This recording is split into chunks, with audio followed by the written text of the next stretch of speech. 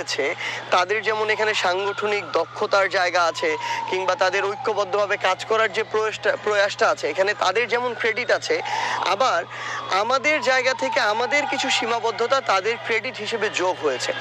এ কারণে তারা প্রত্যাশার চেয়ে অনেক বেশি ভালো করেছে এবং আমাদেরটা প্রত্যাশা অনুযায়ী হয়নি।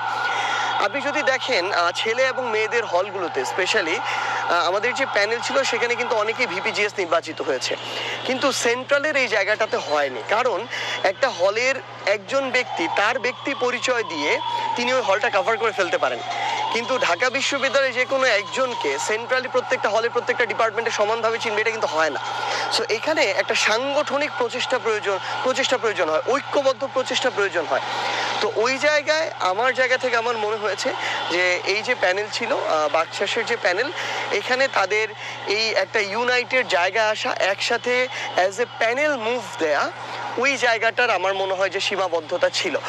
আর আরেকটা জিনিস আমার চোখে পড়েছে, যেটা হচ্ছে দেখেন শিবিরের একটা ফিক্সড ভোট ব্যাংক আছে ঢাকা বিশ্ববিদ্যালয়ে, আমার জানা মতো এটা 4 থেকে 5,000 হতে পারে।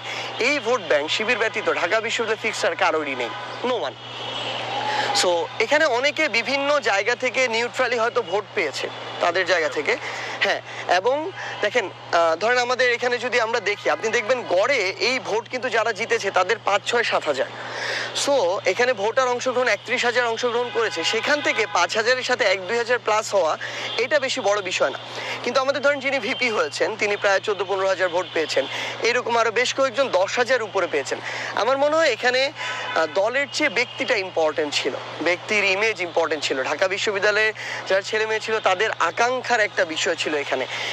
আমরা আসলে আমাদের জায়গা থেকে, আমরা তো ছাত্রলীগের গতানুগতিক কালচারটা দেখে বড় হয়েছি, আর মানুষজন ওই ধরনের ডমিনেটিং সো কল্ড পলিটিক্যাল কালচারগুলো দেখতে চায় না।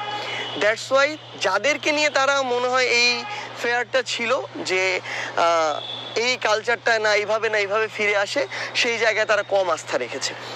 এবং আমার কাছে এটা, আমি আমার জায়গা থেকে মনে করি যে এখানে যেমন আমাদের অবশ্যই সীমাবদ্ধতা আছে সাংগঠনিক জায়গা থেকে, কিংবা আমি যদি বলি একসাথে প্যানেল ওয়াইজ কাজ করার ক্ষেত্রে।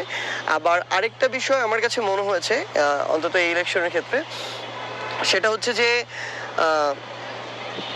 এই যে ডাকসু যেটা হলো এবার ঢাকা বিশ্ববিদ্যালয়ে, এখানে ধরেন শিবিরের প্যানেলে সাদিক কায়েম আমাদের ব্যাচমেট বন্ধু, সে কিন্তু ধরেন অভ্যুত্থানের একজন ফেস হয়ে উঠেছে ধীরে ধীরে, সে এখানে লিড করেছে। কিন্তু আপনি যদি দেখেন অভ্যুত্থানের আপনারা ধরেন ফেস বলতে যাদের নাম বলছেন, ধরেন নাহিদ, আসিফ, হাসনাত, তারা কিন্তু জাতীয় রাজনীতিতে চলে গিয়েছে।